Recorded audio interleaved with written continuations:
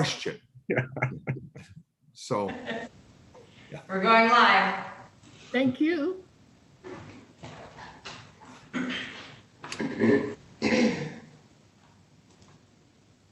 Personally, I think we should all get to bring our dogs to work. It would be a much more relaxing environment.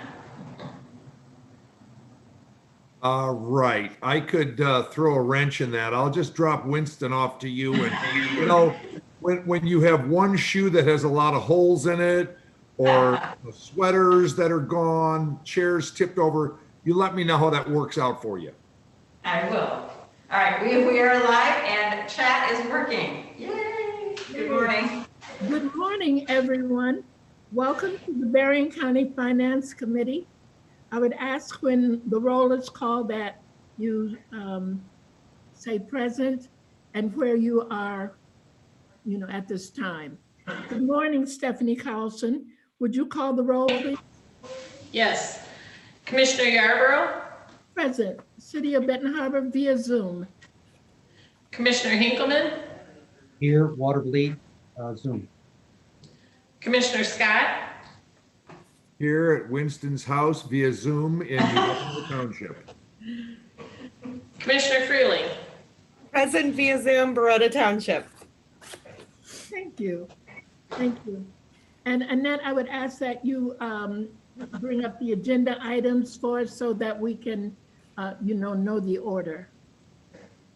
Sure. So your first appointment today is with Community Development Director Dan Fetty and Housing Coordinator Katie Montoya to talk about a resolution that's going to come out of finance.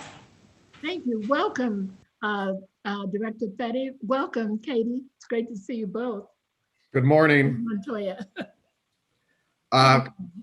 We have in front of you today resolution F21-02170, and this is a resolution authorizing the reimbursement of COVID-related costs to 3 community partner agencies under the CARES Act CDBG that the county board accepted last year. To briefly kind of reiterate what was going on here, the MEDC, the Michigan Economic Development Corporation, offered the county approximately $377,000 in CARES Act funding distributed through their Community Development Block Grant Program. And the purpose of those funds was to reimburse unanticipated, unexpected costs related to COVID responses that had been incurred between, I believe, January 21st of last year and December 30th of last year. As you may recall, we gave a long presentation about this and explained some of the challenges we were having with that grant, primarily because it was being run through the Community Development Block Grant Program. It was encumbered by certain federal restrictions that made the use of the funds somewhat challenging for us. We had first looked to try to reimburse our own internal costs related to technology, PPE, and other worker safety measures that we had to put in place throughout the county, but those were deemed to be ineligible. And the reason is because the money we had to show that the money was being used directly to benefit a vulnerable low to moderate income population throughout Berrien County. And most of our internal costs were related to employee safety and technology upgrades and remote working. So the MEDC suggested that what we do instead is look towards nonprofit partners in the Berrien County area that had incurred direct costs as part of the county's overall response to the COVID pandemic. We had proposed, and the board supported the idea of going directly to those community partners that are part of the emergency response program to begin with. That would be the United Way and Area Agency on Aging, who are actual members of the emergency response program out of the EOC. In addition to that, we looked at the Berrien Community Foundation because of its countywide reach and the costs that they had incurred on behalf of a number of local neighborhood organizations. And we thought this was the fairest and most appropriate way to try to get the money out the door, to look at an overall county geography and the major players in the nonprofit area that were dealing with those responses. Since December, Katie and I, principally Katie, have been working with those 3 agencies to compile a list of all of their costs, go through that list and determine which costs were directly related to COVID, and of those direct COVID costs, which ones were a benefit to a low to moderate income population. And Katie has has compiled a list that we think is reasonable, and it looks like United Way of Southwest Michigan expended a little bit over $201,000. The Berrien Community Foundation expended a little more over $105,000, and Area Agency on Aging Region 4 expended about $70,000 in direct costs to benefit a vulnerable low to moderate income population. So we are suggesting in this resolution that we reimburse those direct costs to those three agencies. In addition to that, Corporate Counsel has prepared reimbursement agreements that spell out the terms of how these reimbursements will be made, and also cause the counterparties to pledge that they will indemnify the county against any ineligible costs if that is determined to be the case. You recall we talked about there was going to have to be an audit of this grant sometime probably this year. Still, the MEDC will come in and audit it. We'll have to demonstrate line by line what we reimbursed.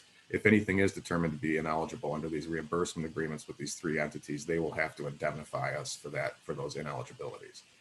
I'm fairly confident, though, because we've been working hand in hand with MEDC, I'm fairly confident that what we have is perfectly eligible, and we're unlikely to find any problems down the road during an audit. If you want to get into the details, I can show you exactly how these costs were compiled. And Brian, if you could, yeah, there you go. Oh, Dan, this is FSR 1. That's right. Yep. Okay. So these are funding requests that we submit when we're asking for reimbursement on any block grant, and it's called an FSR, which is a financial status report, and we're required to list out line by line how we intend to, apply the request for reimbursement. And you can see line by line, United Way, this is the first one that we're going to submit. You can go right down the list of everything that went out their door directly into local nonprofit agencies to support COVID relief. Brotherhood Pantry, Caring Cupboard, Child's Advocacy Center, Neighbor to Neighbor, or Neighbor by Neighbor, Living Water, Food Pantry. You can see all of the various local nonprofits that United Way assisted. Most of this relates to food distribution to vulnerable populations. A lot of food pantries, as you can see on this list.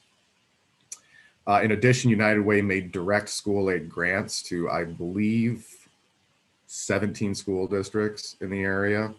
And these were to support low to moderate income children who needed food assistance, and also to help children with remote learning capabilities when they didn't have such capabilities in their direct households. All of these costs are eligible under the grant. They meet the requirement of a low to moderate income benefit. And they also meet what we call, you can see there we have them listed out, the B3 requirement, which would be food or medical assistance to those communities. So you can see directly how we compiled all this list and the vast number of organizations in Berrien County that received assistance from United Way. Brian, if you want to go to the second one, I can show that as well. We compile these status reports in two different blocks, one that deals with the fiscal year that ended in September, federal fiscal year, and the other one that deals with the current federal fiscal year, which began in October.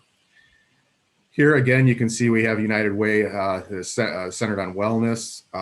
That is a telehealth system that they set up for low to moderate families to assist them with telemedicine so that they didn't have to come into the hospital at the time that we were seeing many of the healthcare facilities face the possibility of being overwhelmed. Area Agency on Aging, I think we talked about this directly last September. They ran a direct program for senior citizens who had contracted COVID and required supportive medical care, but were not sick enough that they needed to be admitted to the hospital. So this was a manner in getting medical care to these individuals who had COVID, while at the same time making sure that it didn't overwhelm the capacity of the healthcare system. And that, as you know, that was like one of the biggest concerns we had in many of these kind of surges that we've had over the last year. Yeah. Again, more United Way food pantry reimbursements, Niles Impact Community Center, that's another telehealth center that they help support. Harbor Country Rotary Foundation, which was a food pantry, and then Brotherhood Food Pantry as well. Finally, you see Berrien Community Foundation had some assistance that, again, Bread of Life, Feeding America, these were all food pantries. This is a way of getting, ensuring that vulnerable communities had access to food and medical supplies throughout this pandemic. So Katie and I are satisfied that all of these are eligible. The nice thing about this is that by reimbursing these large organizations directly, this will provide them or free up some money on their behalf. And the hope is that they will be able now to continue to manage and maintain these programs moving into this fiscal year and beyond. So I will add parenthetically, we've been contacted, of course, by a number of smaller organizations asking for reimbursement. Unfortunately, we don't have the money available to reimburse many of these smaller organizations, but we have steered them towards Berrien Community Foundation and the United Way with an explanation that our proposed reimbursement of those organizations will make funding available for some of these smaller community organizations moving forward. It's a lot of material to go through, but it's really not that complicated. It's we've far exceeded the $377,000 allocation we had, but we have certainly reached that limit. And if this is approved, we'll submit for reimbursement next week after the board reviews this, and we expect to get reimbursed in the following 2 or 3 weeks, and then we'll make the distributions to the local units or to the local nonprofits. Katie, do you have something to add to this? I would only just add that the partners that we worked with have been extraordinarily amazing to try to find what, go through all of their grants and projects to identify property or projects that were eligible.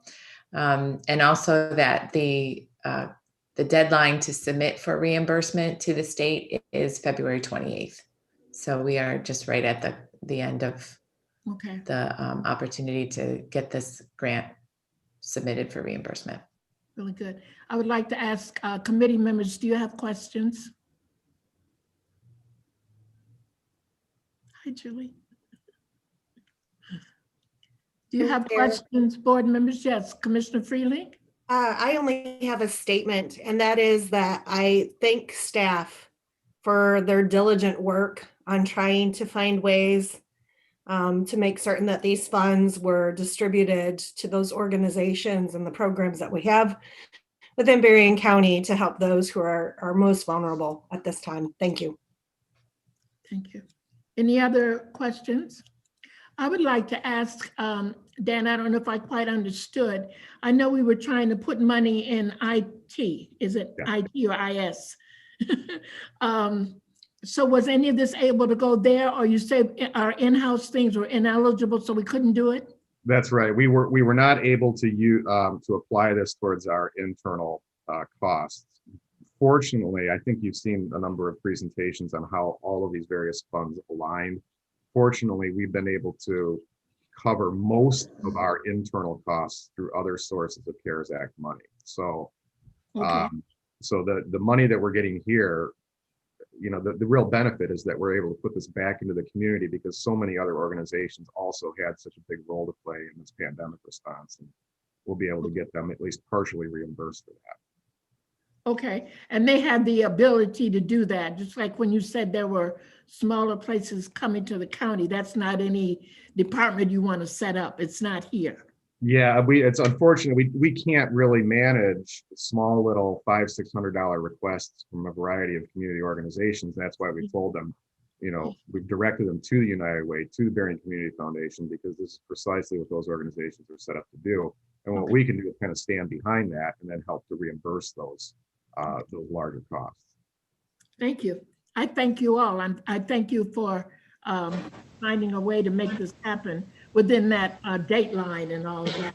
Any other questions or discussions? Madam Chair? Yes. Just as a quick follow-up to Dan and Katie's work, I've mentioned to Dan and to Katie that there are a number of other counties that are taking similar action. Just in reviewing the Michigan Association of Counties listserv, I ran a quick search and found that Montcalm, Grand Traverse, Houghton, and even Cass were using their block grant money in a similar manner. And just to, I guess, offer kind of the cherry on top of this, the block grant process is pretty complicated, and the amount of navigating the state's various reporting requirements is not easy. So a big compliment to Dan and to Katie for their work on this thing. Neighboring counties, because of the complications tied to this program, there are neighboring counties that just opted to say thanks but no thanks to the block grant process and potential grant awards. So your two staff that are reporting on this have done a lot of legwork to ensure that we are grabbing these dollars from Lansing and then we're pushing these dollars out to local nonprofits.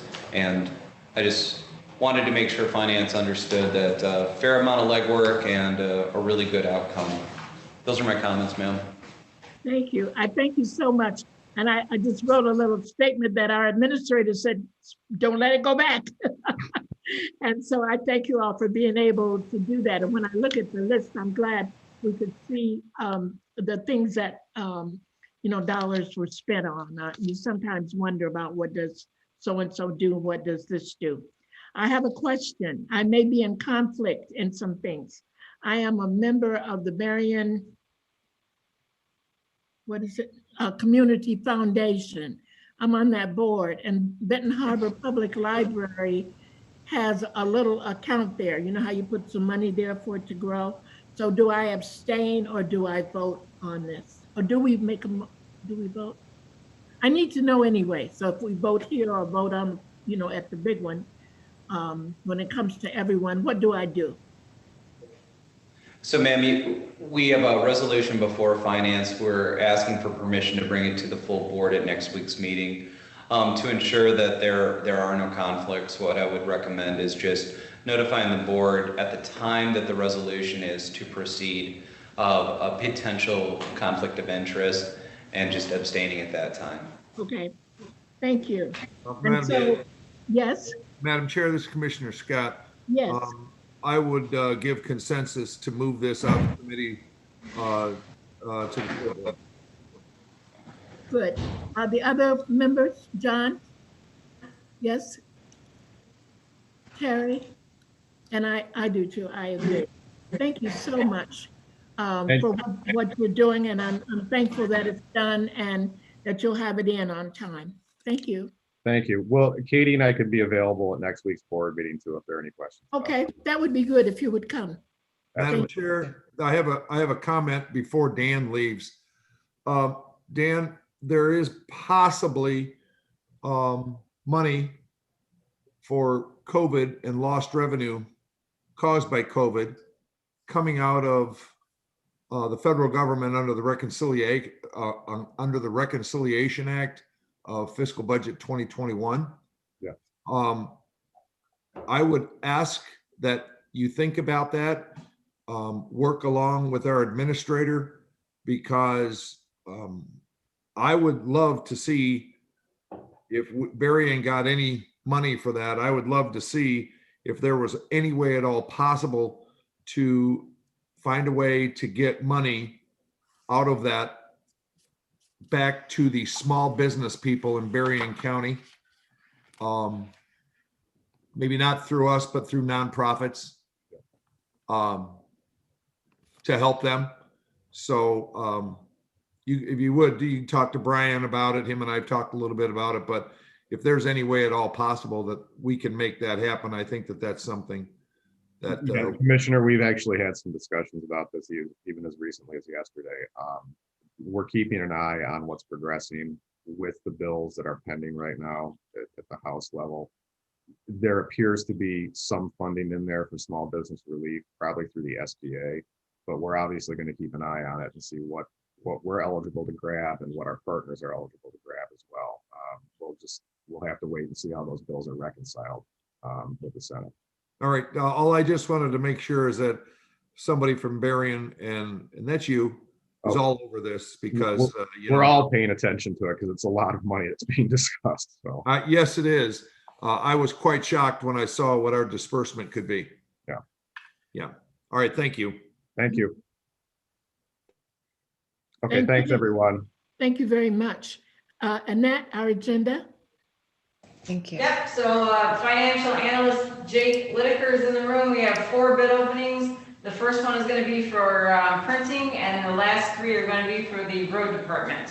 We do have, You saw Julie on there, and then we also have Kevin, I believe, on here as well, in case we have any questions for the road department.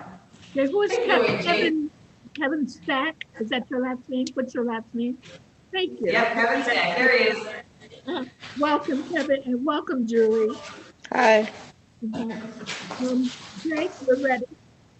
All right, so the first bid is 2021-12, and this is the NCR printing, carbonless paper for the printing department. We sent it out to 4 bidders. We have 3 responses. Commissioner Scott, would you pay attention and be able to? Yes, Madam Chair, but Jake, I have a problem already. It seems Okay. that the document that you sent us for the printing only shows 2 people, not 3. Yeah, because they didn't have a name on the outside of it, so I don't know whose it is yet. All right, this is going to be very important if I have to report on this. I don't know. Thank you.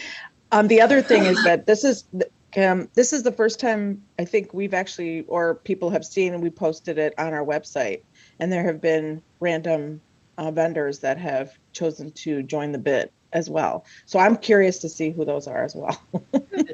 Okay.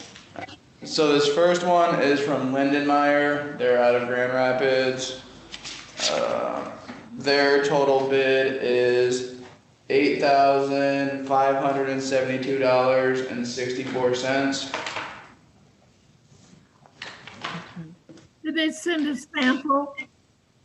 Is it something that has a sample with it, or? There's not a Doesn't, I sample. don't think. I didn't request any, maybe because I can send you samples if you're curious to see comparisons. No, Oh, I don't need it. okay. Yeah. I don't have them send samples anymore because I'm familiar with the stock. Sorry, I'll do that next time. Thank you. The second one is from Jerry Casey, Michigan Office Solutions. That's then one of the new ones. Yeah. And their bid is $13,065.60. Where are they from? That's one of the new mystery ones, but they're from, Cass County, Michigan. yeah. Oh, that's where it was, yeah, so County of Cass, okay, notary. What Michigan? They're from Cass County.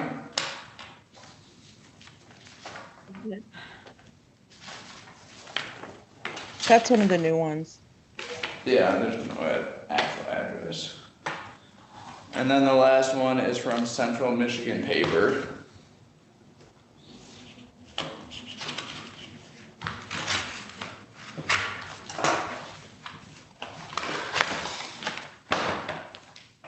Okay.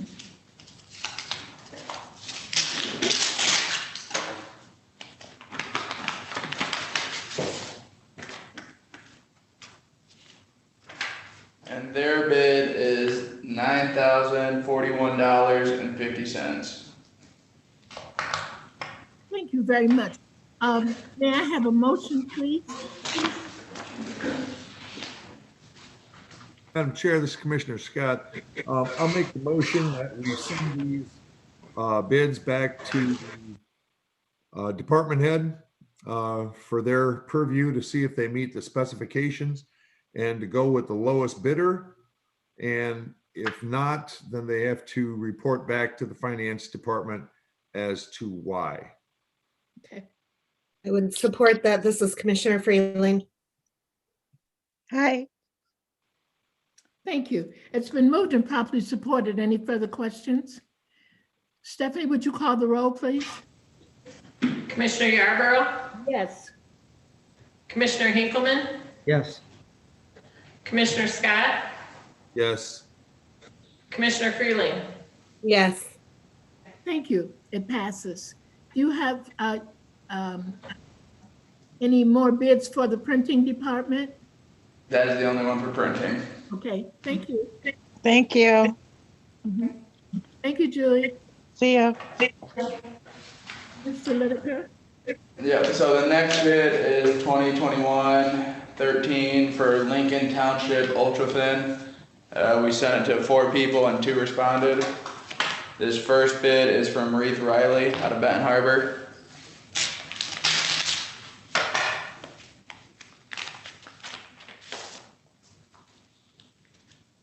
And their bid is $173,915.62.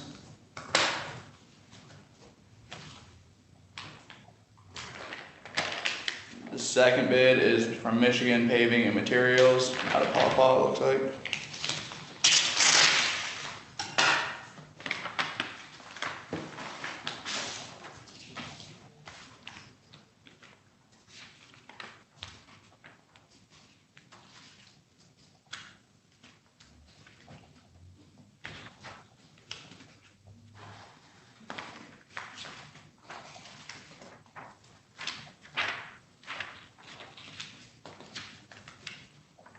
Okay, their bid is $169,019.99.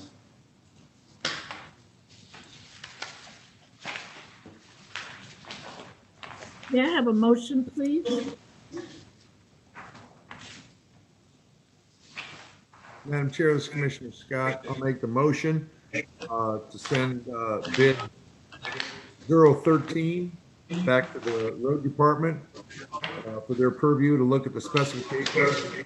And if the specifications are all equal, to go with the lowest bidder possible. And if not, then they have to come back to the finance department. May I have a support, please?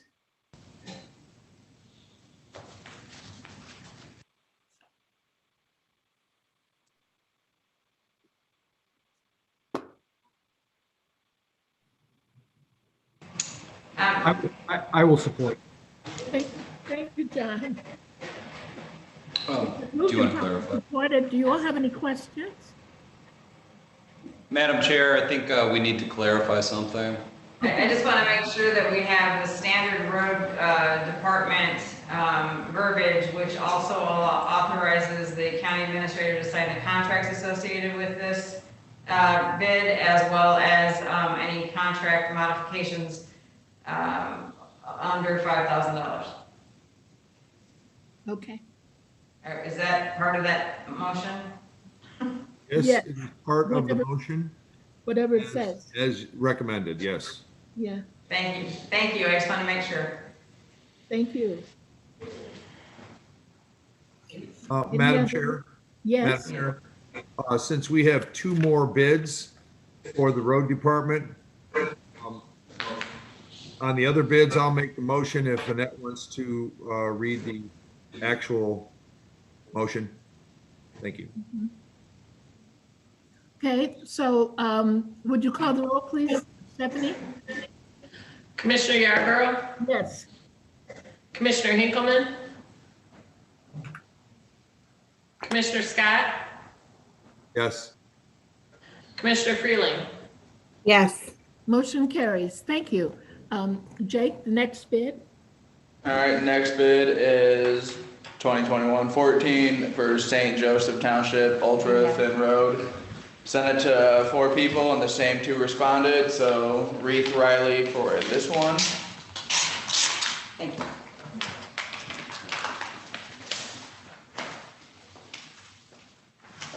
Reith Riley's bid is $199,025.88.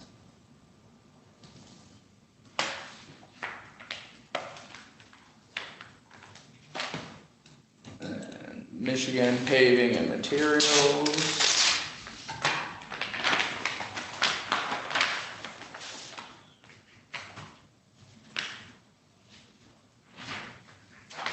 Their bid is $198,526.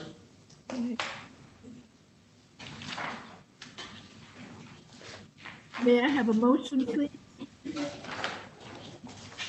So we're looking for a motion to refer the bids back to the department with the approval to move forward with the lowest bidder if they are an approved responsible bidder that meets specifications and requirements. In addition, we authorize the county administrator to execute the subsequent contract associated with this bid and any contract modifications up to $5,000.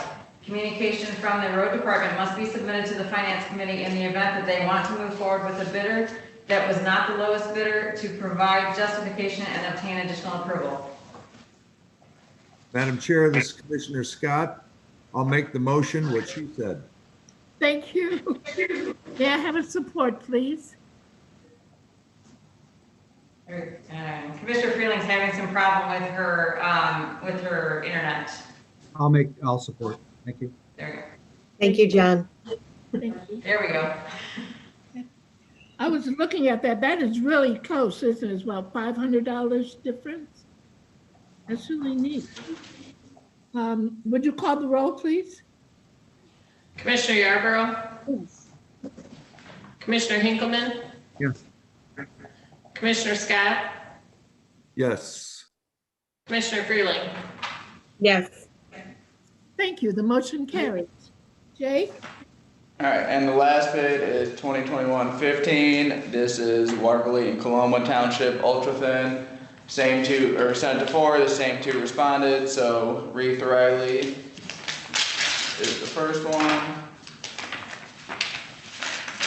Tell me again, it's for Waterville, what else?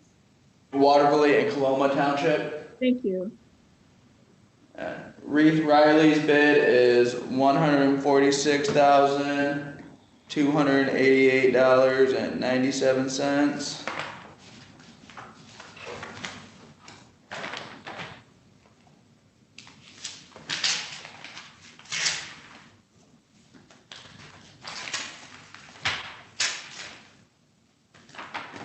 Michigan Paving and Materials.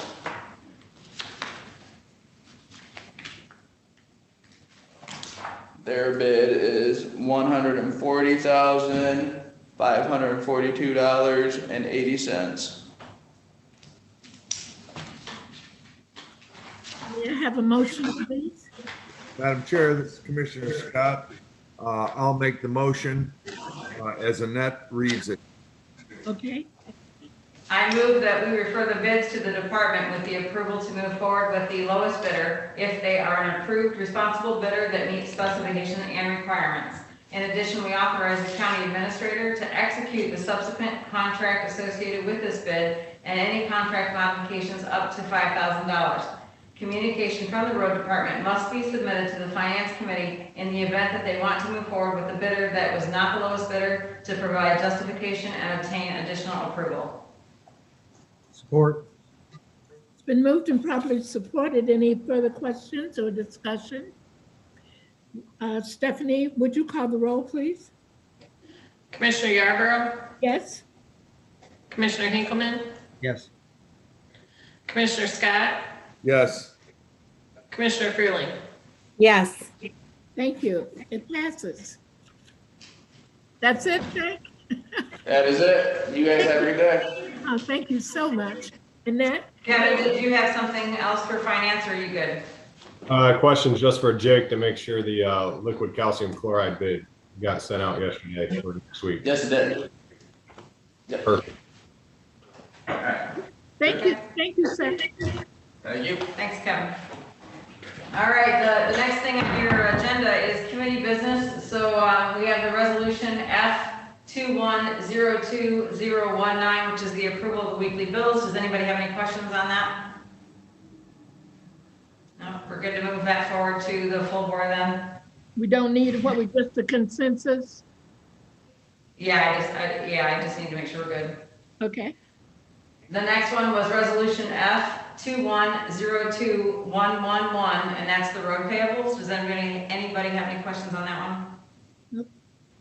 No, good, okay. And then the next one is just the resolution that Dan and Katie talked to you about, F2102170, and so I take it that we're good to move that one forward to the full board as well? I'm fine with it.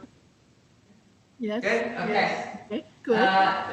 We need an approval of your minutes for the February 11th, 2021 meeting. Looks like Commissioner Freeman.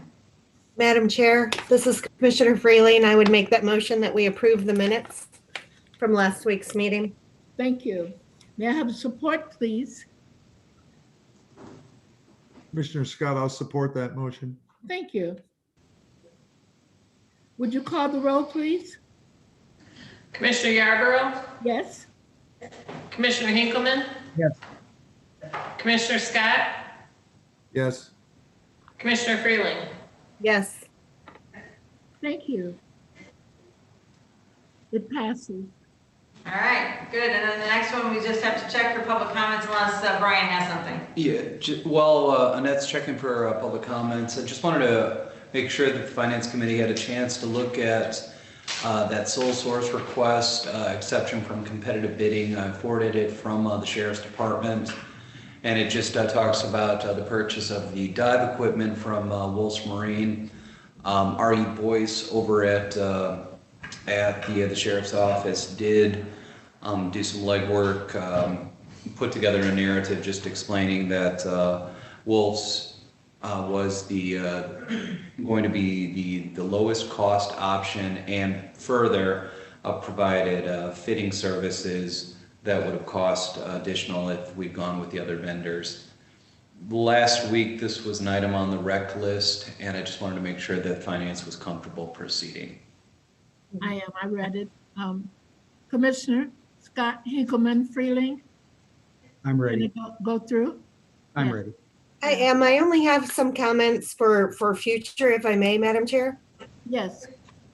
With this committee's efforts of creating a forum that helps with sole sourcing and the changes that are ever evolving with our purchasing policy and the procedures that revolve around it, I would encourage staff to send out a memo letting department heads know the changes in the procedures so that there's clarity with regards to, we'd really like to see quotes. We'd really like to see things bidded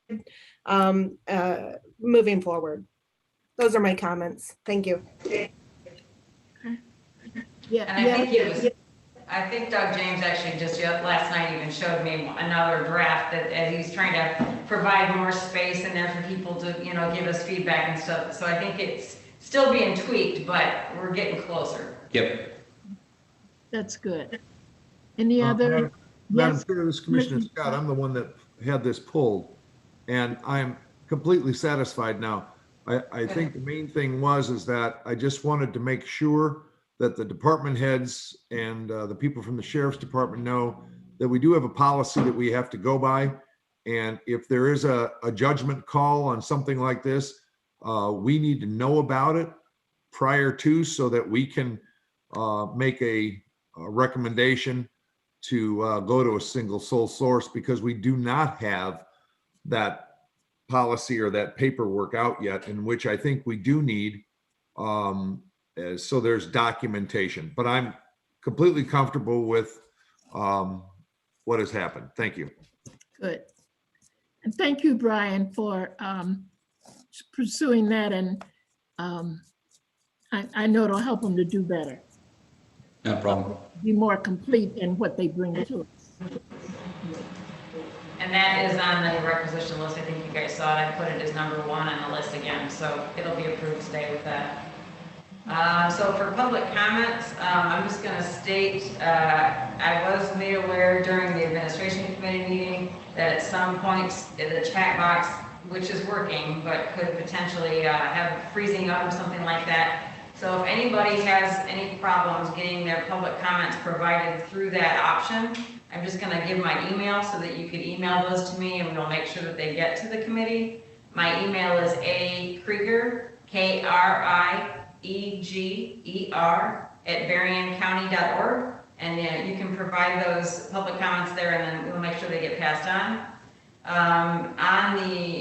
Let's see here. So for public comments today, the ones that I see in here are from Tony Benhart from Sodas Township. And that is, why are there 2 different fuel suppliers to the road department Cree Solutions, and Primar, and are they equal in cost per gallon? And that's his comment for today. And I do not have any other ones on there. There are 11 people watching now. Thank you. Madam Chair? Yes, I'd like to address something with our administrator, if I could, please. It's a concern. okay. Brian, if you look at these bids for the ultra thin for the road department that we just did, okay? All of these bids are for ultra thin, and that is all petroleum products. Now, in the past month or so, oil has gone from $25 a barrel to, I believe, $62 a barrel. That's a 40% increase. What happens when or if we have a problem where these people that are awarded the bid come back and say, well, we can't do that anymore because it's oil dependent, asphalt is oil dependent, and we've had a huge surge. What do we do in that situation? Sure. So we actually have Kevin Stack still on. Yep, Kevin's got his hand up. Yes. Kevin, go ahead. Commissioner Scott, once we go under contract with that contractor, they cannot change their price no matter what. It's their risk. If they bid that price, they have to hold to it. If they change it, they void contract and we go to the next bidder. So there will be no choice for them to change a bid once those oil prices go up. Okay, good. But that was my question because, you know, in the oil's volatility right now, I just look at this and go, oh, because some of these were projected to be like a 200,000 and they were beat by, you know, almost 27,000, you know, somewheres in that area. So that's why I was wondering. Thank you.